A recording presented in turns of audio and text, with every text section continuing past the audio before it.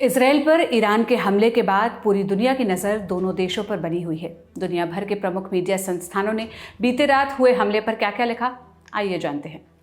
Iran के हमले के बाद इसराइल की बदला लेने वाली शपथ से अब बड़ी जंग का डर, ये हेडलाइन अल जजीरा के आर्टिकल की है। हालांकि ये एक लाइव ब्लॉग है जिसे रियल टाइम पर अपडेट किया जाता है। उन्होंने इस खबर को प्रमुखता से जगह दी है। अलास्टेर मैकक्रेडी और उसैद सिद्दीकी की बायलाइन पर छपे इस लाइव ब्लॉग में उन्होंने एक और हेडिंग दी, जिसमें उन्होंने बताया कि ईरान ने हमले के बाद अमेरिका से उनके और इसराइल के बीच पड़ने के लिए मना किया है। ईरान के इसराइल पर किए गए मिसाइल अटैक की जानकारी जुटाते हुए जब हमने विदेशी मीडिया पेज खंगाला, उस वक्त हमें अलग अलग देशों के और प्रमुख मीडिया संस्थानों की वेबसाइट पर इसी से जुड़े और भी हेडलाइंस दिखे।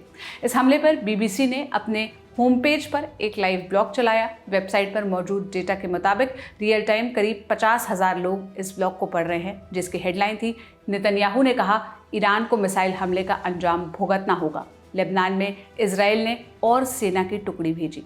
खबर के अंदर इससे जुड़े अपडेट्स थे। वहीं पाकिस्तानी मीडिया हाउस डॉन की वेबसाइट पर होम पेज पर टॉप पर इसराइल द्वारा बेरूत में की जा रही कार्रवाई को स्थान दिया गया। उन्होंने लिखा, ईरान के हमले के बाद इसराइल में प्रार्थनाएं, जेरूसलम में लोग खुशी से रो पड़े।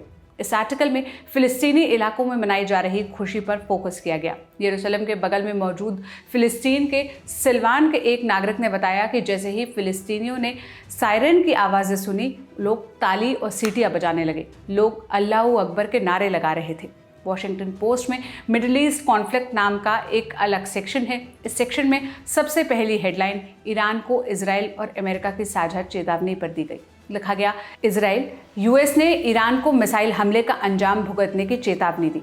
वहीं तुर्की के प्रमुख मीडिया संस्थानों में से एक अनाडेलू एजेंसी के होम पेज पर भी ईरान हमला टॉप पर रहा। इसमें लिखा गया, हानिये और नसरल्ला की हत्या के बाद ईरान ने जवाब में इसराइल पर मिसाइलों की बौछार की।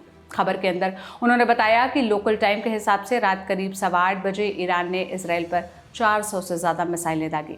इस पर इस्लामिक रिवोल्यूशनरी गार्ड कॉर्प्स ने बताया कि यह हमला हमास नेता Ismail Haniyeh, Hezbollah leader Hassan Nasrallah और IRGC कमांडर अब्बास निलफोरेशान की मौत के बदले से किया गया है। Israeli media the Jerusalem Post की वेबसाइट पर इससे लेकर एक आर्टिकल लिखा गया, जिसका टाइटल था, जंग का ऐलान, ईरान के विभत्स हमले पर इजरायली नेताओं की प्रतिक्रिया।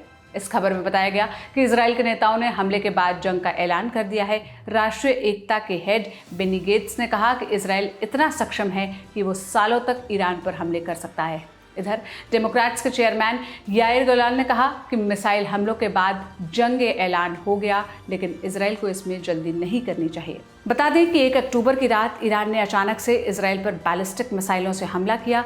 हमले के तुरंत बाद ही नागरिकों को चेताने के लिए इमरजेंसी सायरन बजा दिए गए, जिसके बाद नागरिकों को बंकरों में शिफ्ट होने के लिए कहा गया। हमले के बाद अमेरिका और इजराइल की तरफ से प्रतिक्रिया भी आई, जिसमें उन्होंने ईरान को इस हमले का अंजाम भुगतने के लिए तैयार रहने को कहा। इस मामले पर ललन टॉप की नज़र बनी हुई है। जो भी अपडेट्स आएंगे हम आप तक पहुंचाते रहेंगे। आप इस मसले पर क्या राय रखते हैं, कमेंट में बताइएगा। इस वीडियो के लिए स्क्रिप्टिंग की थी मेरे साथी आर्या ने। मेरा नाम सोनल है। देश और दुनिया की तमाम खबरों के लिए आप ललन टॉप देखते रहिए। शुक्रिया।